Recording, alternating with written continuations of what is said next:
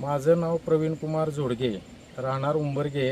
माझी जमीन देवळली हद्दीमधील गट क्रमांक 450 येथे असून काल जो दुपारी 2:30-3च्या दरम्यान जो अतिवृष्टी एवढा मुसळधार पाऊस झाला त्याच्यामुळं आमच्या शेतातून जाणारा जो हावळेवाडा आहे त्या ओढ्याला एवढं प्रचंड प्रमाणात पाणी आलं की ती पाणी त्या ओढ्यामध्ये नदीमध्ये मायलंच नाही.